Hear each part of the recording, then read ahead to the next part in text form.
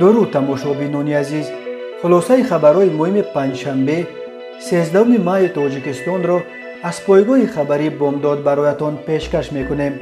پیش از همه عید مبارک فطر و انجام ماه شریف رمضان را به هموطنان مبارک باد میگوییم. و اکنون یک نگاه کوتاه به سرخط خبری مهم این برنامه.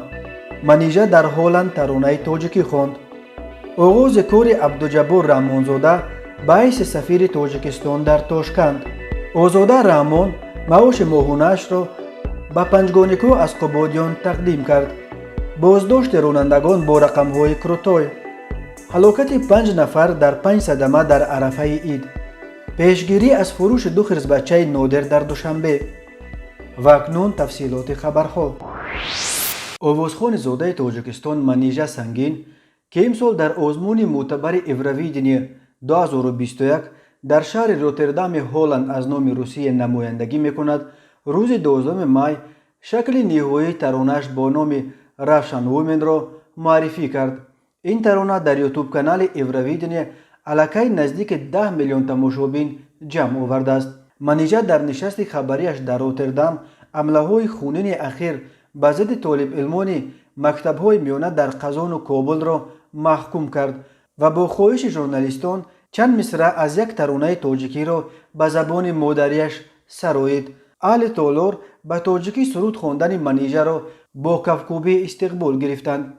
روز 8 مارس در دوره نهایی انتخاب نماینده روسیه برای اشتراک در آزمون ایورویدنی در شبکه یکم تلویزیون روسیه دایر شد. غیر چشم داشت زاده تاجیکستان منیژه سنگین غالب آمد.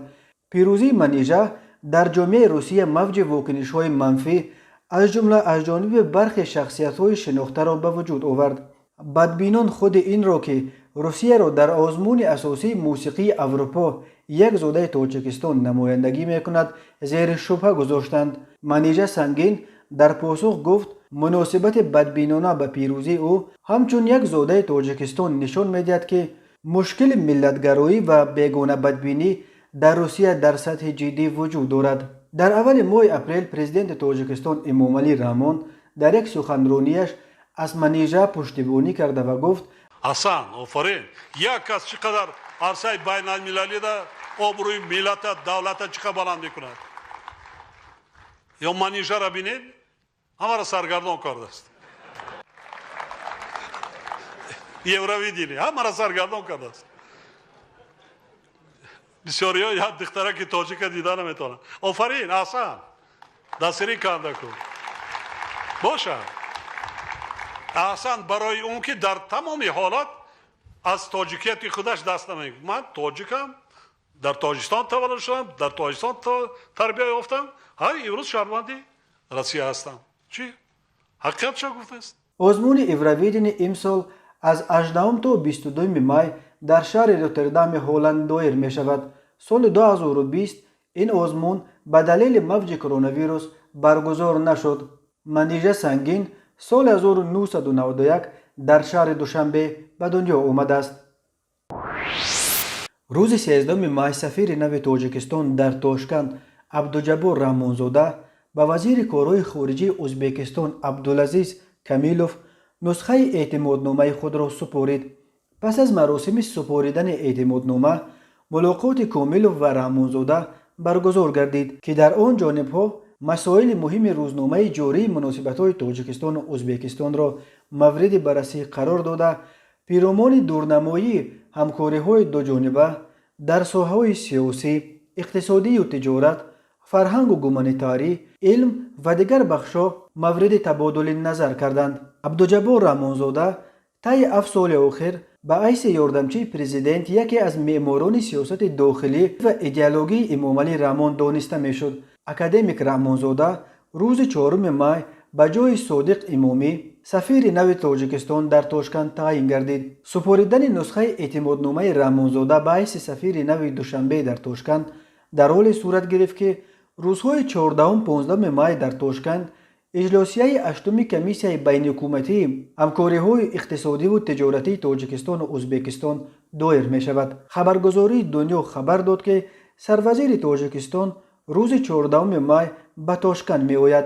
روزنامه کاری کمیسیه بین حکومتی یکی از موضوعهای اساسی گفتگوی تلفنی روز 13 مای پرزیدنت‌های ازبکستان و تاجیکستان شفقت میرزیویف و امامعلی رحمون نیز بوده است. دو رهبر ابتدا یکدیگر را با عید رمضان تبریک گفته سپس مسائل همکاری‌های دوجانبه را بررسی کردند.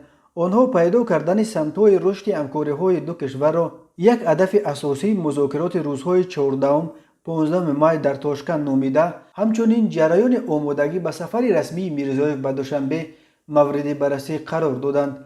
انتظار می‌رود که میرزیویف ماه ایون از دوشنبه بازدید کند. مناسبت‌های ازبکستان و تاجیکستان در دوران اسلام کریموف 2 ساله پرتنش را که بسیاری‌ها حتی جنگ سرد عنوان می‌کردند پشت سر گذاشت. بعد وفات کریموف و به قدرت رسیدن میرزیویف مناسبت‌های بین تاشکند و دوشنبه دیگر باره رو به گرمی آورد، ولی محدودیت‌های 1 سال پیش به سبب پاندمی کرونا ویروس ایجاد شده به سطح و حجم مناسبت‌های دو کشور همسایه تأثیر ناگوار منفی گذاشت.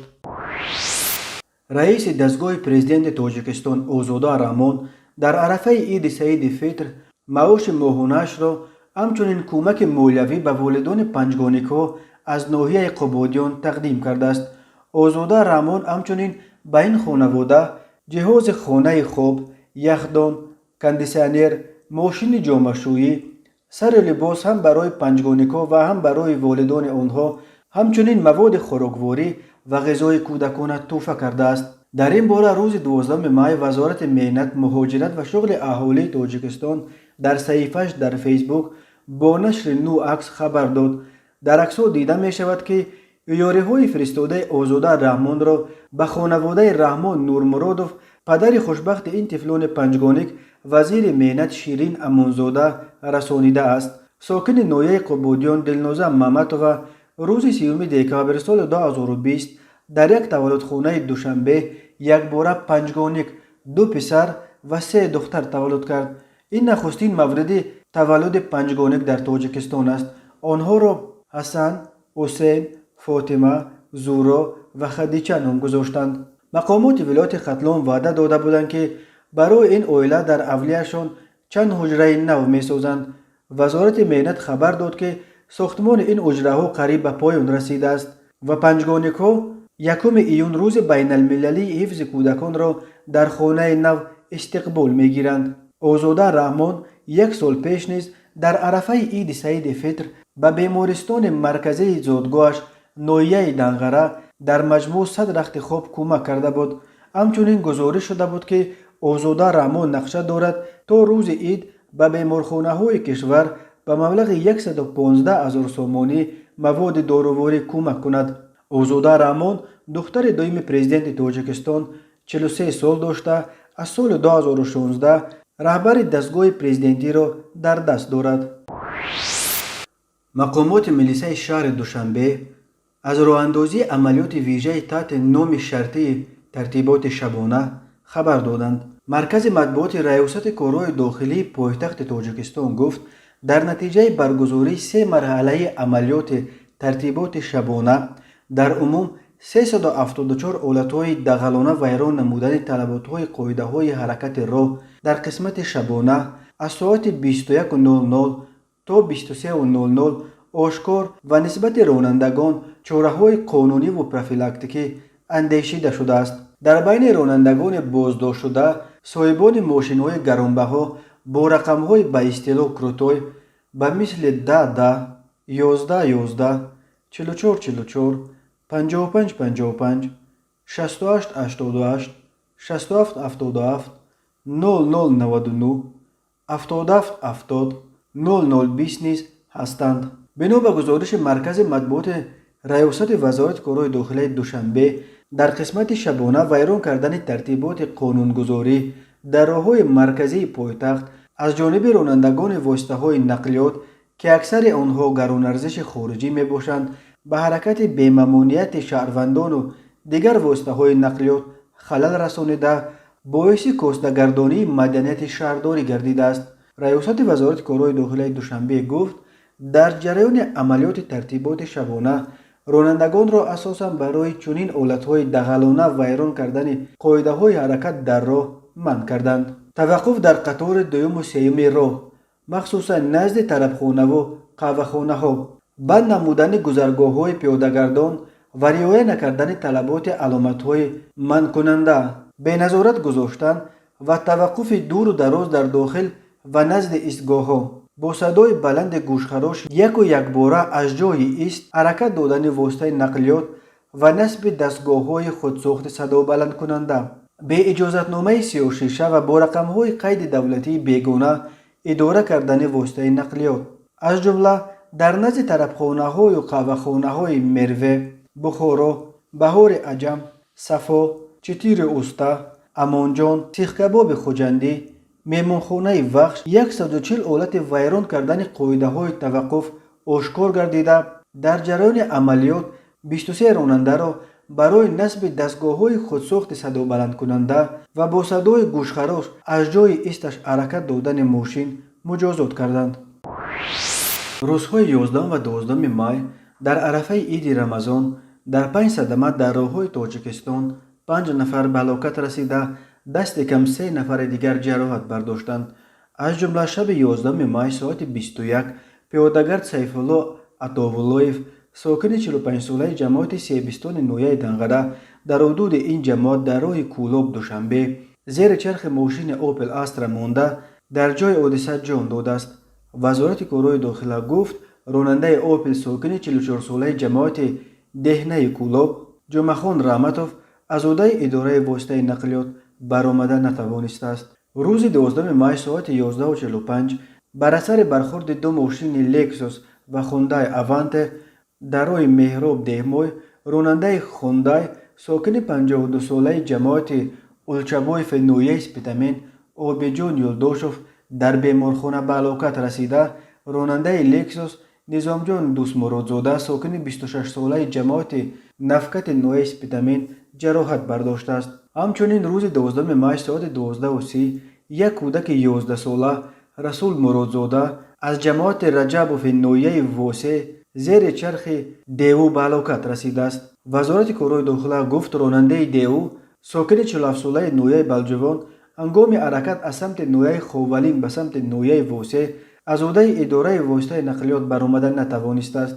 قبلا درباره هلاکت 2 نفر در صدمه های روز 11 می گزارش شده بود. پیاده‌گرد غیاث عثمان ساکن 64 ساله شهر وحدت که در نزد ایستگاه قرار داشت زیر چرخ ماشین گاز جان باخت و بر اثر برخورد اوپل و مرسدس در نویه بلخی راننده مرسدس به هلاکت رسیده. راننده اوپل و کودک 2 سالش مجروح شدند. هر سال بر اثر صدمات در راههای تاجیکستان تا 400 نفر به هلاکت رسیده، بیش از 1200 تن دیگر معیوب می شوند. یک ساکن 18 ساله جماعت چهارتپه نویه رودکی با اتهام دزدی دستگیر شد. بازداشت او بر اساس شکایت یک ساکن 33 ساله چهارتپه است که میگوید روز 12 اپریل دزدان با راه پنهانی به خانه استقامتیش در آمده 6000 سامانیش را دزدیدند.